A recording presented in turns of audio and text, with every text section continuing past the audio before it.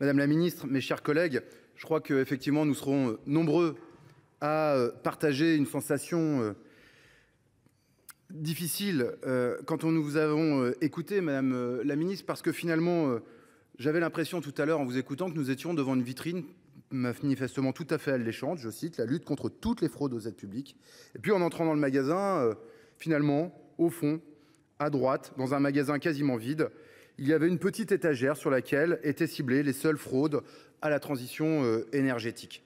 Alors en matière d'abus, puisqu'on parle d'abus, il est pour le moins iconoclaste de vouloir lutter contre toutes les fraudes et finalement lutter seulement contre celles relatives à la transition écologique, a fortiori quand le gouvernement baisse drastiquement les aides en la matière. Parce qu'il faut quand même en dire un mot, le moteur du changement pour la transition écologique, c'est l'accompagnement des acteurs. Or, pour rappel, le PLF 2025 prévoit une diminution de 20% du budget de MaPrimeRénov', qui est passé de 2,5 à 2 milliards d'euros. Et sans un soutien renforcé, les objectifs de la stratégie nationale bas carbone et du plan national d'adaptation au changement climatique ne pourront pas être atteints. Lundi encore, la ministre de la Transition écologique annonçait pourtant vouloir conjuguer écologie et amélioration du quotidien des Français en prônant une écologie populaire. Elle a insisté sur la nécessité de renforcer notre souveraineté, de soutenir l'industrie française et de rendre la transition énergétique accessible à tous. Nous le partageons. Mais alors comment justifier la baisse des crédits alloués à la rénovation énergétique ? Comment expliquer que, dans le même temps, le budget de MaPrimeRénov' soit amputé de 500 millions d'euros ? Si nous voulons réellement aider les ménages à rénover leur logement, réduire notre dépendance énergétique et soutenir le secteur à la construction locale, alors il faut des moyens concrets et pas seulement des déclarations d'intention. Je le rappelle, le secteur du bâtiment représente environ 45% de la consommation d'énergie et près de 25% des émissions de gaz à effet de serre. Plus de 5 millions de logements sont encore considérés comme des passoires thermiques. Je dis tout cela pourquoi ? Parce que nous devons correctement hiérarchiser les problèmes. La transition écologique est prioritaire et la nécessaire lutte illégitime contre la fraude ne doit pas devenir un paravent. Ce texte, ça a été dit, comporte plusieurs petites mesures utiles. Il n'en demeure pas moins que 3 débats conditionneront pour notre part notre vote. Le premier concerne l'article 2.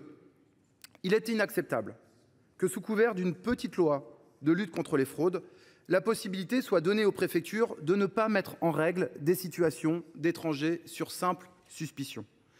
D'une part, comment peut-on condamner sur simple suspicion plutôt que sur fraude constatée ? C'est inconstitutionnel et vous le savez. D'autre part, si on veut lutter contre la fraude sociale, il faut encourager à la déclaration plutôt qu'au travail clandestin. 1,6 milliard d'euros de fraude et seulement détectés, de fraude aux URSSAF et seulement 128 millions d'euros récupérés. Si vous voulez vraiment agir, il faut un meilleur ciblage, mieux travailler sur l'immatriculation des entreprises étrangères, avancer sur leur adressage, sécuriser les obligations pour les plateformes numériques de déclarer et de prélever les cotisations des micro-entrepreneurs. Bref, il faut un texte solide sur ce sujet et ne pas fragiliser par des cavaliers la petite ambition de cette loi sur la lutte contre la fraude aux aides énergétiques. Le deuxième débat concerne le niveau de sous-traitance autorisée. Il faut raccourcir les circuits, mieux contrôler les responsabilités. Oui, avec 2 rangs de sous-traitance autorisée, il y a un progrès. Passer à 3 serait un recul. Enfin, le dernier débat relève de l'évaluation de l'efficience des travaux et donc des aides. Pour nous, c'est simple. Celui qui facture doit être celui qui fait le devis. Si n'importe quelle entreprise commerciale, on a parlé de magasins physiques, mais cela peut aussi relever de plateformes numériques. Si n'importe quelle entreprise commerciale, c'est-à-dire sans connaître la réalité objective du bâtiment, peut deviser, alors la porte demeure ouverte à toutes les arnaques.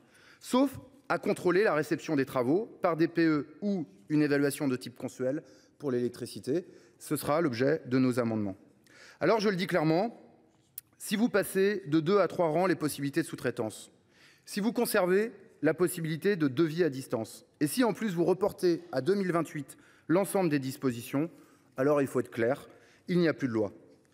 Tout simplement parce que vous aurez altéré ce qui a conduit à l'unanimité à l'Assemblée nationale. Nous, en conclusion, nous voulons et la transition écologique et la lutte contre la fraude.